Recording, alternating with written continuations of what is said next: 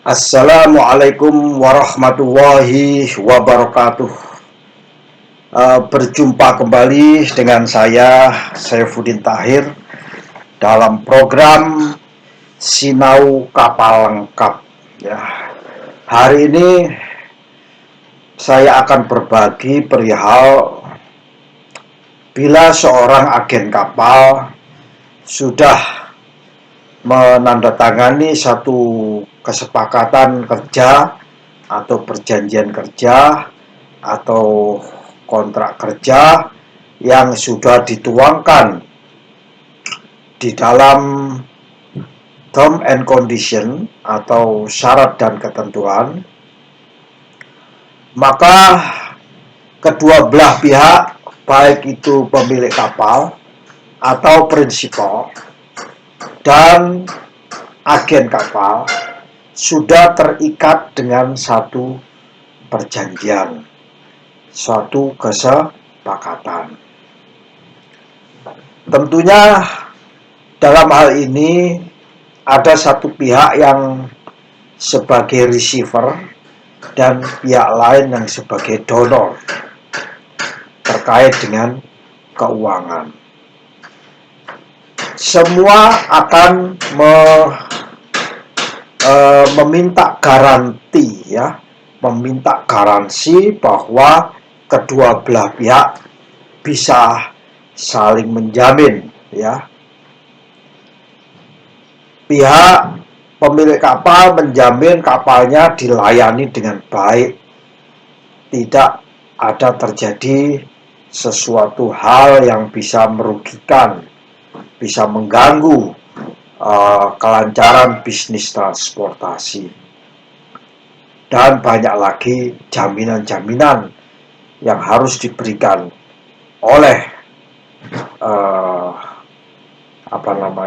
agen kapal kepada pemilik kapal atau kepada prinsipal. Demikian juga jaminan pemilik kapal kepada agen. Tentunya dari sisi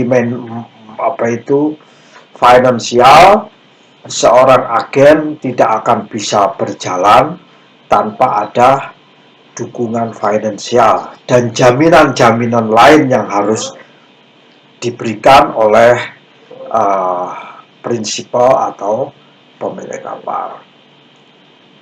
Nah, saat ini saya akan mencoba berbagi kepada para praktisi maritim di Indonesia, para pihak-pihak yang ingin terjun di bidang keagenan kapal, atau kepada yang sudah terjun, bahkan yang sudah profesional di bidang keagenan kapal. Lalu apa jaminan yang dibutuhkan oleh suatu shipping agency atau perusahaan keagenan kapal atau agen kapal, baik itu dalam bentuk institusi badan hukum maupun institusi perorangan, Beberapa saat yang lalu sudah kita jelaskan masing-masing kelebihan dan kekurangan dari badan hukum dan agensi yang perorangan. Nah, sekarang akan kita bahas jaminan apa yang dibutuhkan oleh agen kapal. Ini sangat penting sekali.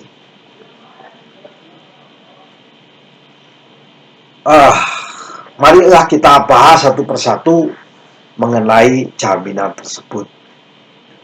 Pertama, jaminan yang harus diberikan oleh pemilik kapal atau operator kapal atau siapapun yang menjadi prinsipal, bahwa agen kapal harus didukung jaminan dengan adanya dukungan keuangan. Ada dua versi, kadang-kadang pemilik kapal menjamin dengan satu kesepakatan dan agen kapal membiayai semuanya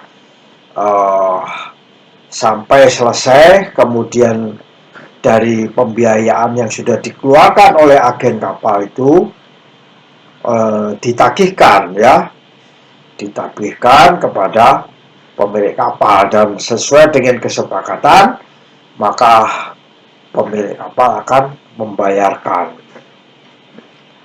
Ada juga pemilik kapal yang membayar sebagian sebagai tanda deposit, ya, memberikan sebagian uang yang dijadikan untuk pengurusan awal, ya, dari suatu proses keagenan kapal, dan sisanya akan dibayarkan setelah kapal berangkat, ya. Ada juga agen perusahaan pelayaran atau shipping company yang apapun yang diminta oleh agen kapal atau yang jelas itu sesuai dengan jenis layanan yang telah diberikan atau yang telah disepakati, maka akan dibayarkan oleh shipping company atau pemilik kapal, ya, atau prinsipal. Yang kedua yang harus dipenuhi yaitu saya membuka catatan, ya. Catatan saya ini berdasarkan pertanyaan-pertanyaan dari para agen kapal di seluruh Indonesia, ya, yang selalu berdiskusi kepada kami, saling berbagi, ya, sharing karena mempunyai pengalaman, maka berbagilah apa itu persoalan-persoalan yang dihadapi sehingga bisa diselesaikan bersama di saat terjun di lapangan. Jaminan yang pertama, yang kedua yang harus diberikan adalah bahwa kapal itu tidak lepas dari namanya dokumentasi, ya. Tidak lepas dari sertifikasi, tidak lepas dari manual, prosedur, semua terkait checklist, ya. Ini semua seorang pemilik kapal, seorang operator ataupun kapten kapal seyogianya memberikan dukungan, ya, memberikan informasi bila menangani hal ini, prosesnya seperti ini. Bila menangani dokumen ini, prosesnya seperti ini. Bila menangani sertifikat ini, prosesnya seperti ini. Bila menangani sertifikat kelas lambung, prosesnya seperti ini. Kelas mesin seperti ini. Safety construction seperti ini. Safety equipment seperti ini. Safety radio, passenger safety, IOPP, NLS, GMDSS, terkait juga dengan ISPP, terkait dengan IAPP, garbage, cara-cara mengisi pembuangan sampah dan lain sebagainya. Dokumen-dokumen sertifikasi collision regulation maupun surat ukur, dan kapan kapal itu akan didok, ada proses pengedokan bila tiba di suatu pelabuhan dan harus melakukan suatu proses pengedokan. Jadi dokumen kapal harus diberikan dukungan kepada pemilik, kepada agen kapal, ya. Berikutnya yang harus diperhatikan adalah informasi, ya. Seorang pemilik kapal atau agen daripada prinsipal daripada kapal tersebut atau pemilik kapal operator harus memberikan informasi yang jelas, informasi yang tidak ditutupi dan tidak disembunyikan. Ini kadang-kadang akan menyulitkan bagi agen kapal bila pemilik kapal tidak memberikan kejelasan informasi, bila kapten kapal tidak memberikan kejadian-kejadian apa sebelumnya yang menimpa kapal tersebut. Karena ini bagian daripada tugas dan tanggung jawab agen untuk menyelesaikan semampan kapal tersebut berada di pelabuhan yang dia ageni. Penyembunyian ini merupakan satu pelanggaran, ya, suatu penyimpangan dari prinsipal atau pemilik kapal atas kesepakatan yang telah dibuat oleh agen kapal dan pemilik kapal. Makanya di dalam term of reference disebutkan di situ harus dicantumkan kira-kira apa saja peristiwa-peristiwa yang terjadi, momen-momen apa yang terjadi sebelum kapal tiba di suatu pelabuhan yang diagen. Saya kira keterbukaan hal ini juga akan menjadi baik bagi agen kapal. Begitu juga agen kapal memberikan informasi aturan-aturan apa saja yang diberlakukan, ya, aturan apa saja yang diberlakukan kepada kapal itu, jenis kapal itu, ukuran kapal itu, tahun pembangunan kapal itu di local government di situ, local authority, mungkin ketentuan nasional dari suatu negara, ketentuan flag state itu. Juga agen kapal juga memberitahu bila kapal ini beroperasi secara internasional, memberitahu aturan-aturan internasional. Kedua belah pihak harus terbuka. Jadi agen kapal tidak hanya berkacamata kuda, ya, hanya fokus pada satu kegiatan itu saja. Namun agen kapal itu mewakili pemilik kapal, harus tahu regulasi-regulasi yang ada, ya. Nah, nanti kalau ingin belajar lebih lengkap mengenai regulasi yang ada, bisa berkonsultasilah atau diskusi dengan saya pada sesi yang terpisah, ya. Nah, nanti bisa hubungi lewat channel saya atau bisa komen supaya saya bisa memberikan penjelasan lebih detail terkait dengan bagaimana implementasi daripada aturan, bagaimana enforcement, bagaimana bila tidak dilakukan, bila tidak ditegakkan aturan tersebut, bagaimana pemerintah sudah mereview, bagaimana pemerintah sudah evaluate, ya, bagaimana progres pemerintah itu telah meratifikasi atau belum di dalam aturan-aturan tersebut. Jadi keterbukaan kembali ini sangat penting sekali, ya. Keterbukaan, memberikan informasi yang terbuka kedua belah pihak ini sangat penting sekali. Kemudian yang berikutnya yaitu dalam memberikan keterbukaan tadi itu hanya tujuannya satu, agar kapal itu tidak mengalami penundaan, tidak mengalami postponement, tidak mengalami delay. Karena bila mengalami delay, maka schedule yang sudah dibuat dalam waktu 1 minggu, dalam waktu 1 tahun, sebulan, 1 tahun itu akan mengalami perubahan. Dan bila delay itu reputasi pemilik kapal akan minimal berkurang, ya. Reputasi positifnya agak sedikit negatif. Demikian juga agen kapal membuat suatu kapal menjadi delay, ya, ini agen kapal. Jadi bila memberikan komunikasi yang keterbukaan tapi berorientasi agar kapal itu bisa tepat waktu, akurat, ya. Jangan informasinya itu katanya, ya. Kalau informasi katanya itu tidak akurat namanya. Jadi based on the fact, based on document, based on the real information. Sumber datanya dari mana? Itu sangat penting sekali, ya, sebagai salah satu jaminan, ya, jaminan yang diberikan oleh pemilik kapal maupun jaminan yang diberikan oleh agen kapal. Kemudian bila sudah selesai, ya, pemberian dokumen sertifikat, maka agen kapal harus mengembalikan hal itu kepada kapal dan pemilik kapal atau lewat kapten kapal menyimpan dokumen itu.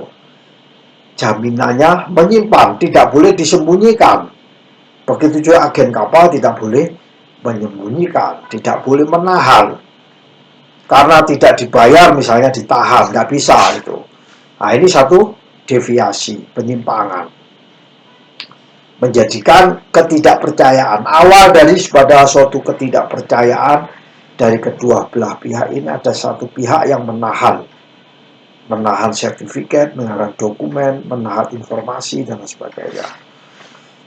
Nah itu kenapa kami sampaikan di sini, karena banyaknya diskusi kami dengan kawan-kawan, karena misalnya dokumen apa nggak bisa dikeluarkan, kapan nggak bisa jalan karena ditahan.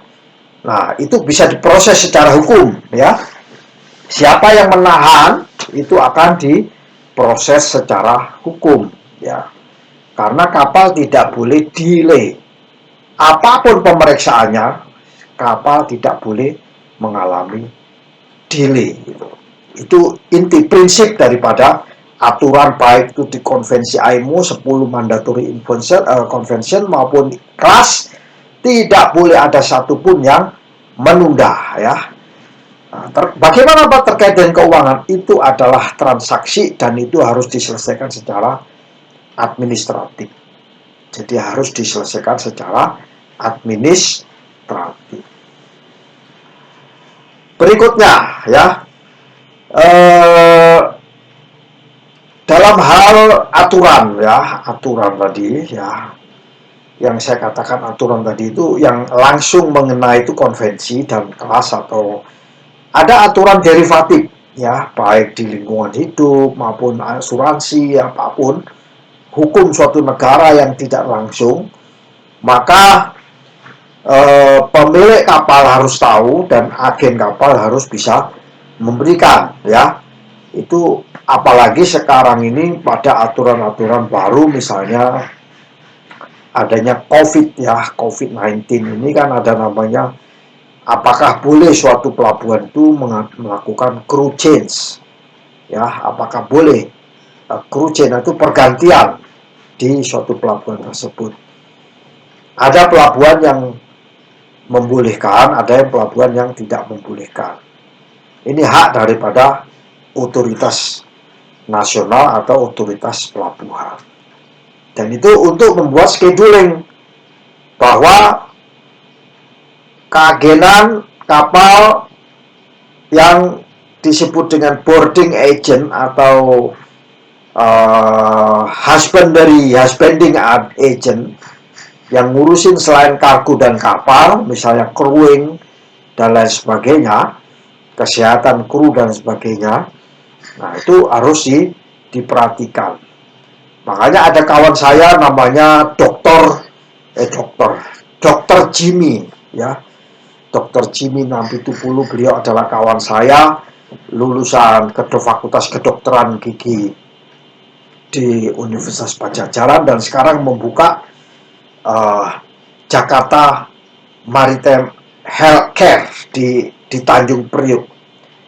Nah, hubungannya dengan para agen-agen husbanding atau husbandry agent, ngurusin masalah kesehatan ABK. Nah, kesehatan ABK ini salam hormat kepada Dr. Jimmy Nampitupulu atau kawan saya dari Ambon gitu. Berikutnya yaitu bila terjadi suatu masalah ya, masalah kapal itu di tengah laut tadinya, atau mungkin masalah kapal itu kandas ya, mengalami kandas di tengah laut, kapten kapal mencatat di dalam deck logbook ya, bahwa deck logbook. Nah, deck logbook ini harus dicatat dan diberitahukan kondisinya bahwa kapal pernah mengalami kandas. Nah, kalau kapal mengalami kandas, tidak ada jalan lain kecuali memanggil kelas surveyor, mengundang kelas surveyor. Kenapa harus memanggil kelas surveyor? Karena suatu kapal yang kandas itu dinyatakan invalid sertifikatnya. Sertifikat kelas itu dinyatakan invalid. Nah, bila sertifikat kapalnya invalid, otomatis sertifikat safety construction-nya invalid. Nah, bila sertifikat safety construction-nya invalid, maka seluruh sertifikat statutory akan dinyatakan invalid dan perlu dilakukan validasi kembali. Nah, untuk bisa mendapatkan validasi kembali, maka seorang agen kapal harus bertanya kepada kapten kapal apakah kapal mengalami kandas. Bila kandas, maka memanggil surveyor kelas. Entah itu kelas dari Ajax atau surveyor dari BKI atau dari Badan Klasifikasi Nasional. Ini perlu ditekankan.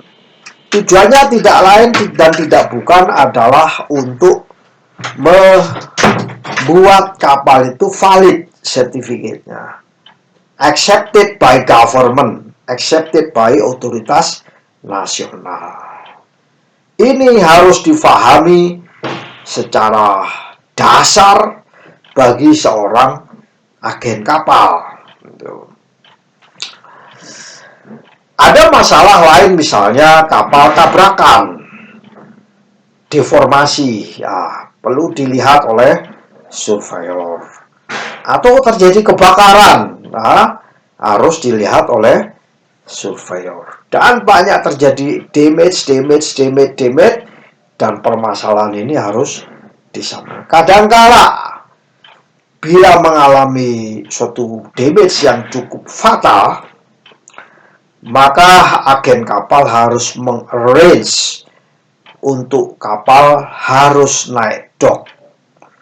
Itu adalah satu skema yang harus dibuat oleh agen kapal dan mengundang kelas surveyor, menghubungi galangan kapal, melakukan perbaikan. Dan ini adalah suatu kegiatan yang luar biasa. Pengedokan kapal itu bukan nominal yang kecil, tapi nominal yang besar. Demikian juga seorang prinsipal tidak boleh menolak, ya, menghindari dengan adanya biaya-biaya besar. Hal ini merupakan satu pelanggaran, ya, suatu pelanggaran bagi pemilik kapal atau prinsipal bila sudah mendapat informasi bahwa kapalnya adalah major damage dan bisa mengakibatkan kelayakan kapal itu terganggu dan kapal bisa ditarik sertifikatnya, dinyatakan invalid, maka tidak ada kata lain, pemilik kapal harus menyetujui dan menyiapkan dananya. Itu seperti itu. Galangan kapal juga harus dihubungi oleh agen kapal. Berdasarkan rekomendasi kelas dan nanti ditambah dengan pemeriksaan oleh galangan yang perlu ada, biasanya ada pekerjaan damage A, tapi ada derivatifnya yang harus dikerjakan. Tidak bisa mengerjakan hanya dengan A, tapi harus mengerjakan juga dengan B, C, dan D. Semua total biaya harus dihitung dan disampaikan kepada agen kapal, dan agen kapal harus mendiskusikan masalah ini karena sudah dituangkan di dalam term and condition itu. Dan masalah di dalam permasalahan kapal ini merupakan jaminan bagi pemilik kapal atau prinsipal untuk memenuhinya, ya. Berikutnya adalah terkait dengan yang pertama tadi adalah biaya. ya, atau keuangan. Kalau kapal itu dilakukan rutin, ya, itu biasanya sudah tahu nominal biaya yang harus disediakan oleh pemilik kapal. Namun yang menjadi persoalan adalah kapal untuk pertama kalinya datang di pelabuhan tersebut, melakukan port call ke kapal tersebut. Sebenarnya filosofi port call itu, yang di call itu adalah sebenarnya antara pelabuhan, dan the real thing-nya adalah kepada agen kapal. Lalu kenapa di Singapura itu disebut single window, ya, pelayanan single window? Karena Singapura itu terdapat banyak agen-agen kapal. Mereka bersatu di situ. Kalau dia heterogen, maka kesulitan. Sehingga mereka bersatu membicarakan hal ini. Seluruh agen kapal itu berbicara dengan MPA, dan MPA menyatakan satu kesatuan. Kita sebut dengan nama single window. Ngurus kapal di Singapura itu hanya membayar satu single window.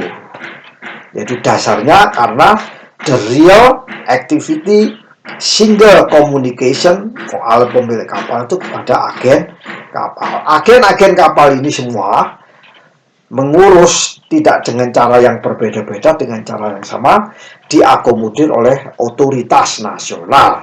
Dan otoritas nasional dengan agen-agen ini membuat suatu kesepakatan tata cara mengurus di pelabuhan A dengan cara single window. Dan mudah-mudahan single window ini juga bisa diterapkan di Indonesia, ya, diterapkan karena transparansi. Semua pengeluaran akan transparansi, ya. Karena di dalam klausulnya pemilik kapal tidak akan mengeluarkan biaya-biaya yang tidak dilengkapi dengan faktur, tidak dilengkapi dengan kwitansi, karena semua pengeluaran harus diaudit, ya, diaudit oleh akuntan publik, ya. Akuntan publik inilah yang bisa memberikan informasi bahwa si A, si B, si C ini reputasinya bagus atau tidak. Sehingga single window menjadi satu solusi ke depan, ya. Ke depan akan menjadi suatu solusi. Bila trampling terjadi tambahan biaya. Jadi kalau yang rutin pasti tahu, kalau terjadi accident pasti ada tambahan biaya. Kalau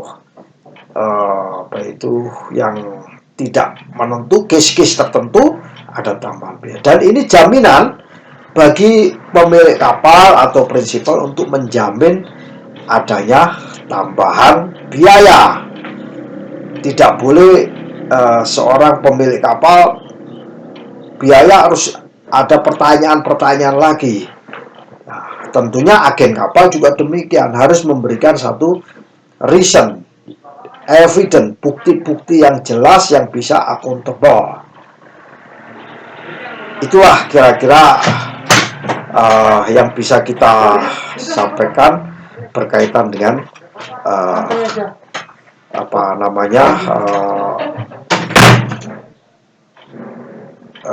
kita sebut sebagai dengan jaminan, ya. Mematuhi semua ketentuan-ketentuan, ya, mematuhi semua ketentuan-ketentuan, misalnya ketentuan perpanjangan kelas, perpanjangan sertifikat, perjanjian dan sebagainya. Ada muatan-muatan kayak apa dari PBM, semua ketentuan-ketentuan itu dijamin dipenuhi oleh agen kapal, dipenuhi oleh pemilik kapal. Ada satu hal lagi yang sangat penting yang namanya HSE, ya, Health and Safety Environment. Seorang pemilik kapal harus menjamin kesehatan, keselamatan, dan pelindungan lingkungan Jangan sampai operasionalnya mengganggu ketiga hal tersebut tadi. Kesehatan ABK yang ada di situ harus dijamin. Nggak boleh ada orang cedera. Cedera harus dibayar. Kematian harus ditanggung semuanya. Itu tanggung jawab daripada pemilik kapal. Kemudian harus memenuhi keselamatan, semua alat-alat keselamatan harus dipenuhi. Ya. Kemudian environment, tidak boleh mencemari lingkungan. Dan biaya-biaya yang timbul akibat tiga tadi itu menjadi tanggung jawab daripada prinsipal atau pemilik kapal. Tidak boleh menawarkan hadiah, memberikan hadiah kepada pihak, apalagi kepada pihak pemerintah, pihak petugas, officer, memberikan uang tip kepada surveyor, kelas, asuransi atau pihak-pihak tertentu sehingga melakukan suatu kegiatan yang bisa mendukung kegiatan pemilik kapal atau agen kapal namun melanggar aturan, ya. So semua intinya menawarkan suatu hadiah tertentu dengan misi tertentu itu tidak boleh, dan ini harus dijamin pemilik kapal tidak melakukan seperti itu dan agen kapal juga tidak melakukan seperti itu. Tidak boleh membuat kesepakatan dengan agen-agen lain dan tidak boleh memberikan sesuatu yang janji-janji kepada pejabat lain. Dan pelanggaran-pelanggaran tersebut menjadi satu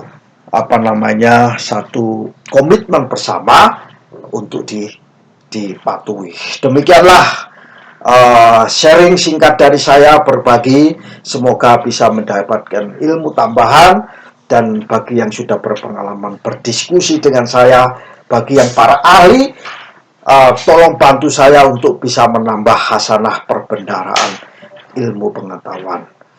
Lebih kurangnya saya memohon maaf. Wallahul mu'afiq ila aqwamit thoriq. Wassalamualaikum warahmatullahi wabarakatuh.